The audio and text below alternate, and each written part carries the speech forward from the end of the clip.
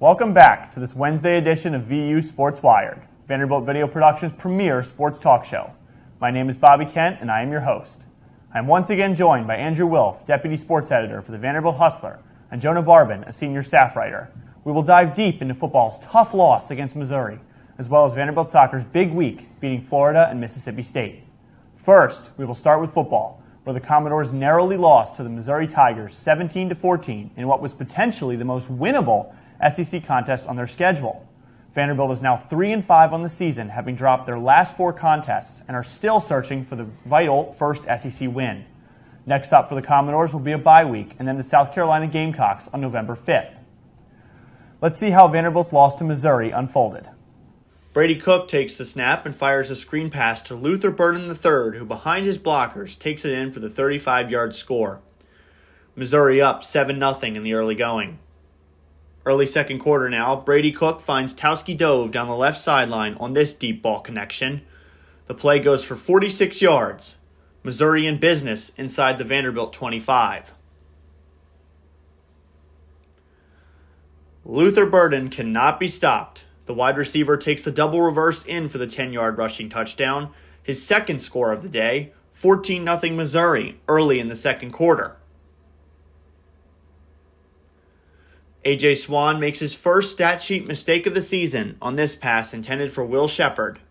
The Missouri defensive back cuts it off, steps in front of Shepard, and makes the pick. Vanderbilt missing a chance to score before the half. Might have been a clear miscommunication here, or Swan just not throwing the pass well enough to get to Shepard. Second half now, and the defense brought the boom on this forced fumble and recovery. Anthony Orji with easily the highlight of the year for Vanderbilt, shedding his block and delivering the hit. SportsCenter #1 for a reason. Also props to C.J. Taylor as that man got up. Vanderbilt gets a score back, 17-7. Vanderbilt draws closer still. Mike Wright in for the injured A.J. Swan finds Carter on the screen, and he does the rest, outpacing Missouri defenders, taking it 80 yards for the touchdown. 17-14 Missouri.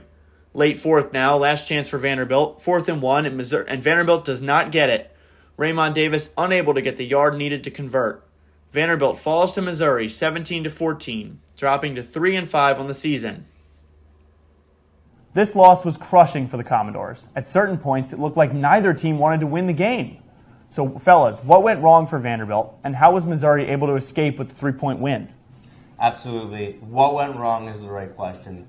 This game was just a competition for who didn't want to win, because there were so many opportunities for Vanderbilt to win the game. I would say Nick Howell had his career on the line. Everyone said he really had a hot seat. He dialed up an amazing defensive plan, allowed 0 points in the second half. And let's talk about Anthony Orji and C.J. Taylor's play. Ended up being first on SportsCenter. So the defense I was really impressed with, but Joey Lynch's offensive lack of creativity was the main takeaway for me. Will Shepard targeted 14 times in A.J. Swan's first half.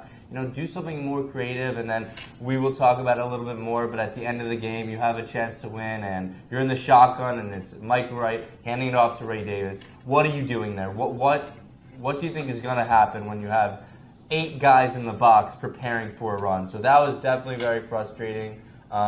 A.J. Swan came out with an injury, so that is very concerning, but hopefully he'll be back after the bye week. But I think it's just a lack of creativity, and now Joey Lynch's spot is on the hot seat.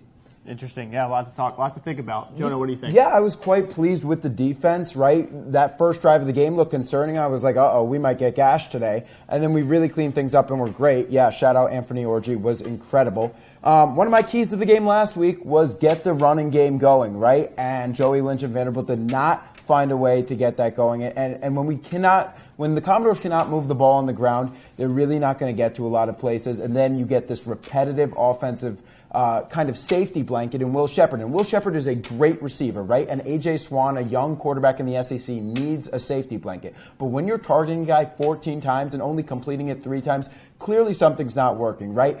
As good as Will Shepard is, he can't be the only guy for A.J. Swan, and when that run game is not going and that strong defensive front of Missouri was shutting everything down, there's not much the Commodores can generate. And thank goodness, by the way, A.J. Swan wasn't benched, because on the SEC broadcast, that was the indication that they gave. They didn't see that A.J. Swan, which was noticed on the radio broadcast, by the way, so shout out to them, was actually not even on the sideline at the moment. So he did leave with an injury. But if he was benched, which initially was my thought because of the SEC broadcast, that would have been majorly problematic, because you're trying to develop this team around a quarterback who has a lot of potential. So you've got to keep Swan plugged in close games like this. Definitely, no, that would have hurt his confidence a good amount, I think.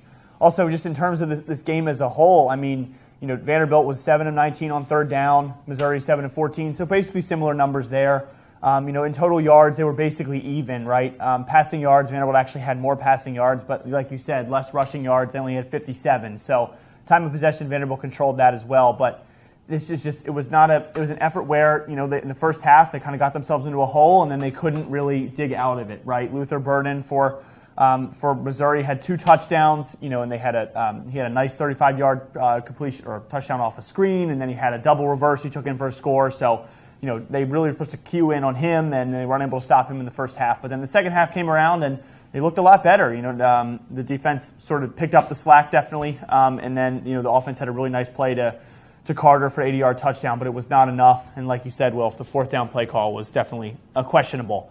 Tough game overall for the Commodores, but one that I think they could have won. And going forward, I don't know many more wins that we're going to see. So speaking of that, let's talk about this game in the context of the whole season, right? This was perhaps the game on Vanderbilt's SEC slate that they had the best shot of winning. If Vanderbilt is unable to win any of their final Southeastern Conference tilts, how do you guys view the season as a whole? As expected. We talked when Vanderbilt was 3-0. This is a new team. This is what Clarkley is developing, but it's against these teams that are maybe a little bit better than you, or maybe the same skill that you really need to elevate. I would say the roster in Missouri is very comparable to Vanderbilt. The play calling was similar. There were a lot of moments Missouri had, I'd say 80% of their offense was on their own field, and Vanderbilt did capitalize on defense. But why is Gamarian Carter only getting a touch in the third quarter when he had one play for 80 yards? Why can't you get guys like that involved? So the same issue of not getting these guys involved is very frustrating. And I would say the quarterback question is answered. And last year, Mike Wright, Ken Seals. Now you do have A.J. Swan, and I think that it gives you a building block. I think Clarkley is developing a program, and with every first or second year coach in college football, it takes 2 or 3 years. His recruiting classes are freshmen now, so I'm not upset, but it's maybe the Georgia game and Alabama game I would have expected to maybe see a 40 to 20 game, not these 55-0 performances, but probably as expected. Didn't exceed my expectations, but didn't let it down. Definitely. South Carolina, Florida, Kentucky, and Tennessee. You won't win another game. It will be an 0-4 finish, right? I say the season is a little disappointing. There are extreme positives, and I agree you're in a much better place ending this season than you were last season. First of all, you showed up in FCS games. You beat teams that you were supposed to beat, right? You lost to Wake Forest, who was a ranked team. So that game you expect to lose almost. I would have liked to see them show up a little bit more against Missouri. I really expected the huge losses to Alabama and Georgia. I just don't think the team is there yet. And I look at the Ole Miss game as a real nice kind of showing of what this team could be in the future. But there were just too many moments in this season where something felt either winnable or like there should have just been a little more out of this offense, really. But again, young quarterback, you have the guy, as Andrew said, at the helm, and then it's just about Clarkley really settling into his tenure and really getting all the guys he wants to build around Swan going forward. But again, I think you have to be a little upset being that the way this team started and the way they're finishing now. But again, nothing majorly, like Andrew said, unexpected in this just tough SEC, and you will not win another game. Yeah, and one more thing to add there is there are moments where the Commodores were there, and it was like they didn't feel like they had ever been in that moment. When Mike Wright was driving, there was a lot of momentum, but the 4th and 1, there seemed like there was no confidence. I, as a Vanderbilt critic and a healthy critic, I looked at it and I was like, I don't even think they're going to convert here. And that's not what the average college football should feel on 4th and 1. So there's still that moment of, are you going to win that game? Are you going to pull it out? Even against Elon, it was like they were up 20 points, and Vanderbilt was like, they let the teams back in. So against worse teams, they let teams back in, and against teams comparable, they didn't just take the game. And that's something I want to see them improve next year. Going to that Ole Miss game, you're winning by a lot. With 10 minutes left, Ole Miss drives down at the end of the second quarter, and then the game was over within 10 minutes of the third quarter. So I really want Vanderbilt to stay in these ball games more. Right, and you look at a team like South Carolina, just quickly, a team that has a lot of holes too, but they could still go into a Kentucky last week, right, and upset a team that's missing Will Levis. Vanderbilt is not at the level that they're upset contenders if one team is missing, a ranked team is missing a big piece. That's still a game that I think Kentucky just easily rolls over Vanderbilt. So getting to that next level, that South Carolina level that could be a little pesky in games, is where I want to see this team go next. Yeah, no, I think it's very good points you both made. I like to look at, this season. I think 3 wins is an improvement, right, from last year, the 2 wins. But yes, it's a letdown to not win potentially not win an SEC game after not winning one last year either at all, right? So, but at the same time, they've got multiple players on, SEC leaderboards. I feel like you didn't really see that very much last year. DeRicky Wright, 3rd in the SEC interceptions with 3. Will Shepard, 3rd in receiving yards at 535. Anthony Orji has the most total tackles in the SEC.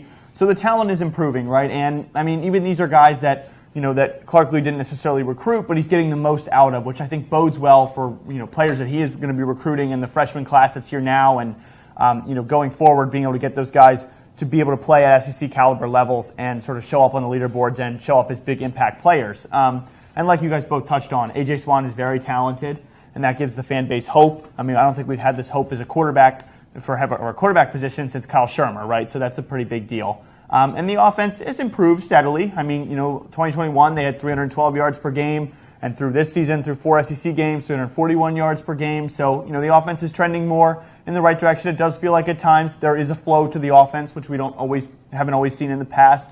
They're scoring about 9 more points per game this season. The passing yard numbers are up, and the rushing yards numbers are up. So.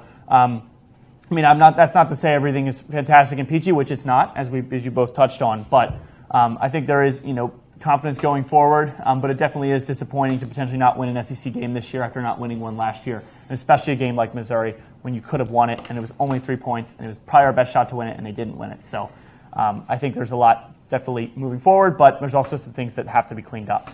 So now over to the pitch, where Vanderbilt soccer has railed off 3 straight wins and can win the SEC East for the first time since 2019 with a win over the number 21 ranked Tennessee Volunteers in Knoxville tomorrow. The Commodores are 11-2-3 on the season. The SEC tournament begins play on October 30th, and the Commodores most recently won the SEC tournament in 2020. So fellas, what have you guys made of recent performances? How can they win against Tennessee tomorrow? And how much noise can this team make come postseason time? Absolutely. I think you first have to rely on the defense. Ambrose really brings a culture to this team that is unmatched. You have to rely on the defense by continuing to not allow more than a lot of goals. They didn't allow more than 3 goals in SEC play. All other games were shutouts other than that Arkansas game. Kate Devine is a really good person to be a goalie.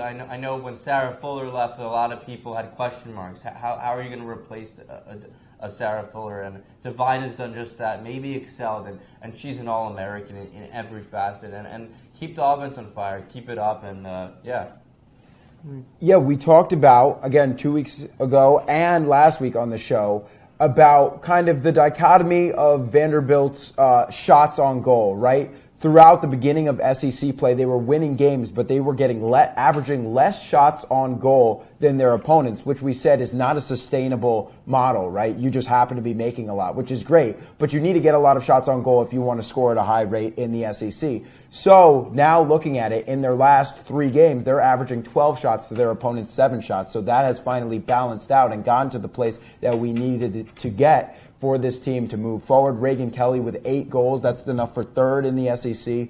She's been great for this team. And yeah, like Andrew said, they're a team defined with Ambrose by their defense, but now a team where we're really seeing the offensive tide start to shift to a team that can get a lot of shots on goal, score early, score often, and that's a recipe to go deep in the SEC. Definitely, and scoring early and scoring often. I mean, this team scored 9 goals in their last 3 games, including 5 versus Florida and 2 versus South Carolina and Mississippi State. So the offense, like you said, is really finding its stride at the right time, and especially going into Knoxville, playing Tennessee for a chance to win the SEC East. They're going to have to score early, and they're going to have to score often, right? So they're going to have to rely on the defense, and the offense is going to have to keep it up. So I think this team could do it. I think tomorrow we could be seeing an SEC championship or SEC East champion Vanderbilt Commodores team that goes into the SEC tournament hot and is excited to potentially make some noise and maybe win the whole thing. So that could be pretty exciting. So I think this team is definitely one to watch for. So make sure you watch the game tomorrow on TV in Knoxville. That game's going to be in Knoxville against the Tennessee Volunteers. We'll have all the action covered for you on VU Sports Wired, including continuing football coverage and everything. We'll be talking probably some basketball next week too, so get excited for that. But we will see you next week, and thank you for listening.